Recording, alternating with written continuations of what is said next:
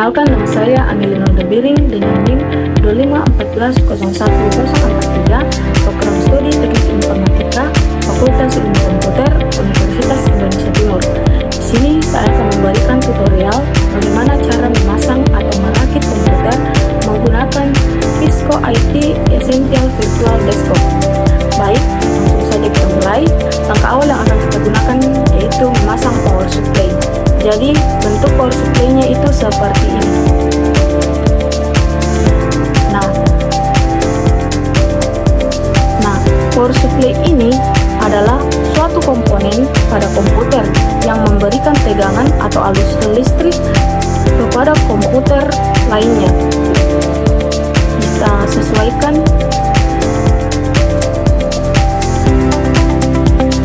Lalu setelah terpasang, kita pasangkan sekrup agar tidak terlepas. Lalu klik OK dan kita masuk di motherboard. Nah, di motherboard ini kita akan memasang RAM. Nah, di mana RAM ini adalah memori yang berfungsi sebagai tempat penyimpanan sementara. Mengapa dinyatakan penyimpanan sementara? Karena RAM hanya akan menyimpan ketika komputer sedang digunakan atau sedang menyala. Pasang, kita sesuaikan.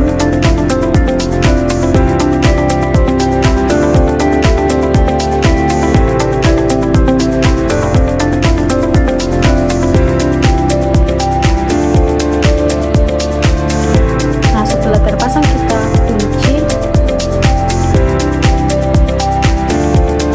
Nah, setelah itu kita pasang RAM yang kedua seperti RAM yang pertama tadi. Kita sesuaikan.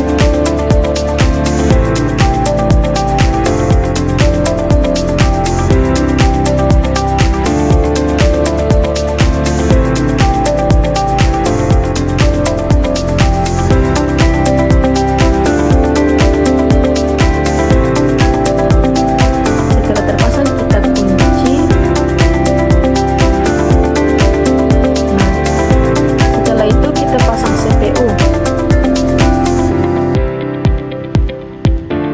Nah, CPU ini atau Central Processing Unit adalah pusat pengelola data di mana seluruh data diproses dan diolah di sini. Jadi CPU ini adalah otak dari komputer. Kita sesuaikan, lalu kita pasang, kita kunci.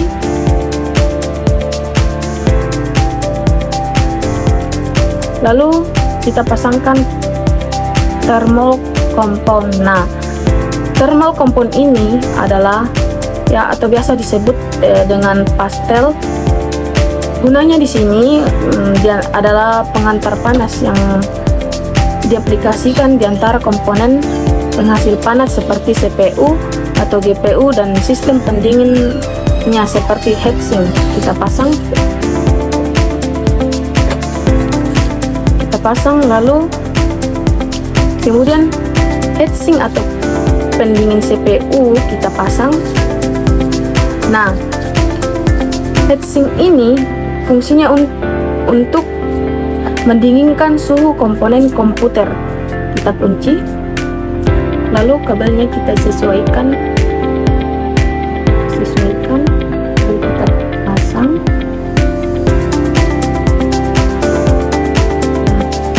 Setelah itu kita install motherboard. Lalu setelah terinstall kita sesuaikan.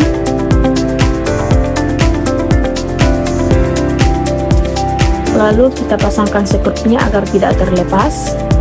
Lalu klik OK. Lalu masuk di adapter chart. Nah, kita masuk di adapter chart. Nah, yang pertama ini adalah NIC, adalah perangkat keras jaringan yang memungkinkan komputer kita terhubung ke jaringan lokal atau LAN maupun internet. Nah, dia memiliki fungsi yang pertama, menghemat data. Dia menghemat data atau konferensi sinyal. Kemudian yang kedua, mengontrol aliran data. Lalu kita pasangkan sekrup agar tidak terlepas.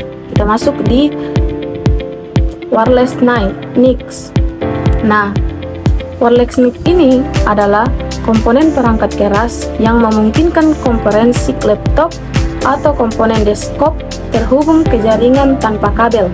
Dia memiliki fungsi itu seperti menghubungkan ke jaringan, transmisi data, dan memberikan identitas unik. Nah, setelah terpasang, kita pasangkan bautnya agar tidak terlepas. Lalu kita masuk di video adapter. Nah, video adapter ini adalah perangkat keras komputer yang berfungsi menerjemahkan sinyal digital komputer menjadi tampilan grafis pada layar dan monitor. Nah, dia memiliki fungsi menerjemahkan sinyal visual, meringankan beban CPU, dan menghubungkan perangkat yang berbeda. Kita pasang, kita sesuaikan, dan kita pasang sekrupnya. Setelah itu kita klik OK. Lalu kita masuk di internal drive. Nah, di sini kita akan masuk di hard disk. Nah, hard disk ini adalah perangkat keras yang berfungsi sebagai media penyimpan data utama atau sekunder pada komputer atau laptop. Nah, dia memiliki fungsi itu menyimpan sistem operasi dan menyimpan file. Kita pasang dan kita sesuaikan. Lalu kita pasangkan sekrupnya agar tidak terlepas. Lalu kita masuk di optical drive. Nah, optical drive ini adalah perangkat besar komputer yang menggunakan sinar laser untuk membaca, menulis,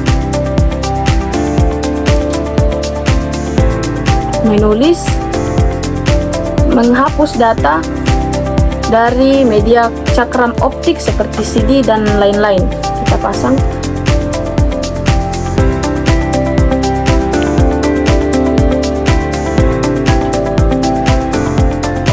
Kita pasang. Kita sesuaikan.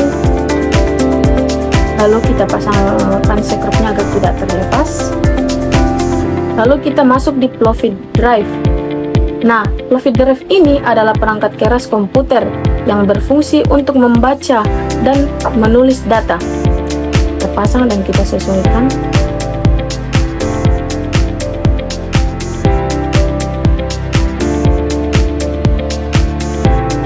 Nah, setelah itu kita pasang sekrupnya agar tidak terlepas. Nah, kita klik OK dan kita masuk di internal kabel. Nah, kita masuk di pata. Nah, pata kabel ini adalah jenis kabel pita lebar yang biasanya memiliki 40 pin. Kita pasang, kita sesuaikan.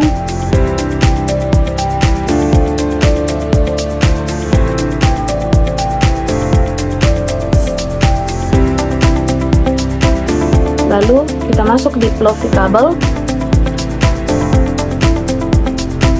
Nah, floppy kabel ini adalah pita atau ribbon kabel berisi 34 pin yang berfungsi menghubungkan perangkat penghubung disket ke motherboard komputer. Nah, dia perbedaannya dengan pata kabel itu sangat berbeda.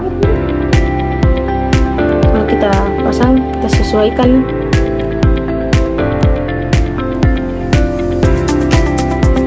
Nah, kita masuk di SATA kabel.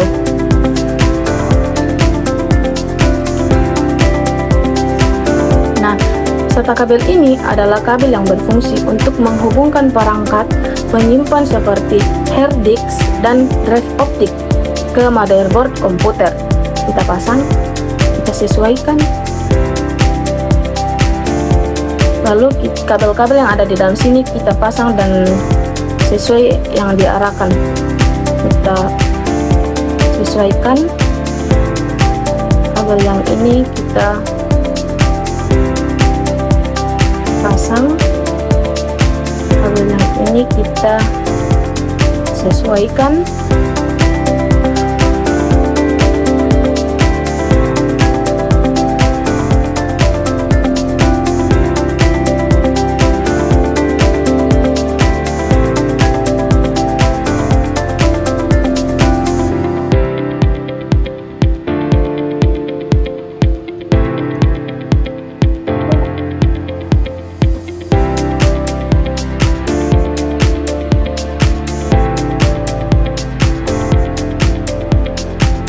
kabel yang ini kita pasang dan sesuaikan lagi seperti kabel-kabel yang lain.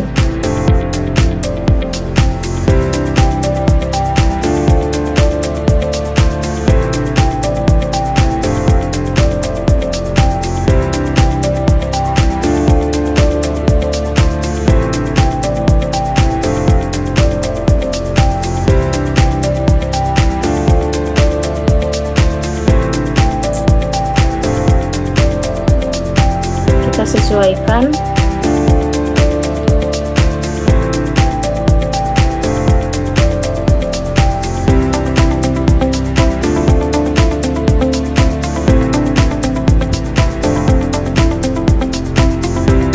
Lalu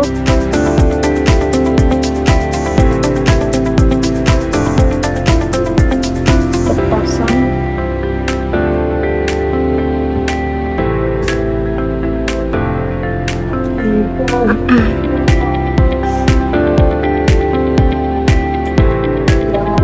Kita sesuaikan. Nah, setelah itu kita klik OK dan kita masuk di eksternal kabel. Nah, di eksternal kabel ini ada case panel yang sering disebut dengan front panel, terletak di bagian depan atau atas casing komputer. Fungsinya adalah sebagai pusat kontrol utama dan penghubung antara pengguna dengan komponen motherboard. Kita pasang, lalu kita pakaikan skrup agar tidak terlepas. Nah, di sini ada monitor. Nah, monitor atau kabel ini adalah penghantar yang menyalurkan data visual atau gambar dan suara dari perangkat seperti PC dan laptop ke layar. Nah, kita pasang, kita sesuaikan.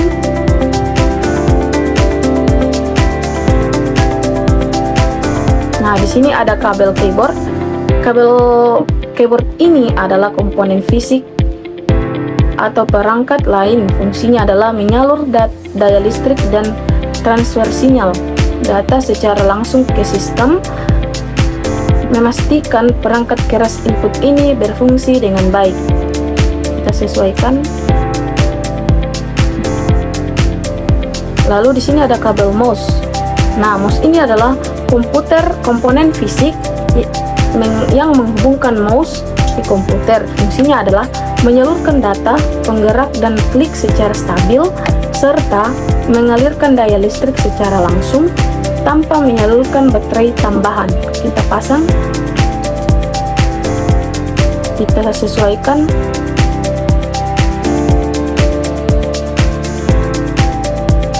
Nah, sini kita masuk di kabel USB. Nah, kabel USB ini adalah standar industri untuk kabel komunikasi yang menghubungkan komunikasi dan menyulapi daya antara elektronik dan komputer. Kita pasang, kita sesuaikan. Nah, kita masuk di kabel antena. Nah, kabel antena ini adalah media translasi fisik yang menghubungkan perangkat seperti komputer, router, dan printer dalam jaringan area atau LAN. Kita pasang, kita sesuaikan. Nah, di sini ada wireless antena. Wireless antena ini adalah konduktor listrik yang berfungsi untuk menyalurkan energi listrik dari sumber utama seperti stop kontak dinding ke perangkat elektronik. Kita pasang. Dan yang bagian terakhir adalah power card. Ya, power card ini adalah konduktor listrik berfungsi untuk menyalurkan energi listrik dari sumber utama seperti stop kontak dinding dan elektrik.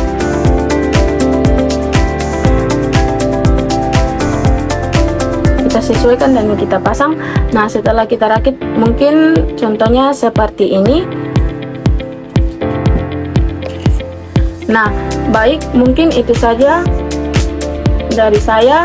Jika ada kesalahan atau tutur kata yang tidak bagus, mohon dimaafkan. Assalamualaikum warahmatullahi wabarakatuh.